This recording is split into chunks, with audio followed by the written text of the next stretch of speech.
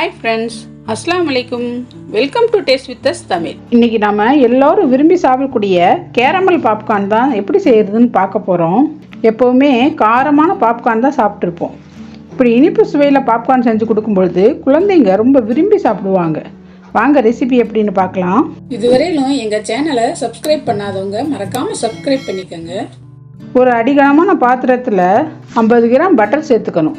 Butter இல்லாட்டி வாசனை இல்லாத குக்கிங் ஆயிலும் சேர்த்துக்கலாம். பட்டர் உருகினதும் அதில் 1/2 கப் பாப்கார்ன் சோளத்தை சேர்த்து நல்லா 2 நிமிஷம் கலந்து விட்டு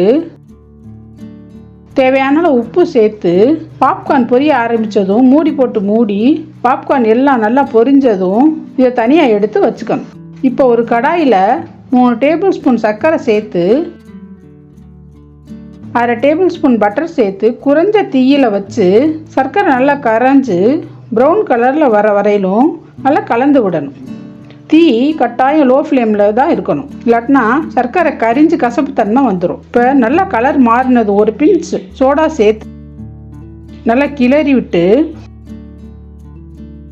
செஞ்சு வச்ச பாப்கார்னில் 1 கப் சேர்த்து வேகமாக கலந்து விடணும், இல்லாட்டினா சர்க்கரை பாகு கெட்டி ஆயிரும். சர்க்கரை பாகு பாப்கார்னில் எல்லா பக்கமும் நல்லா கோட் ஆனதும் நல்லா ஆற விட்டு தனித்தனியாக உதிர்த்து விட்டு எடுத்தா சுவையான கேரமல் பாப்கார்ன் ரெடி. இந்த ரெசிபியை கண்டிப்பாக ட்ரை பண்ணி பாருங்க.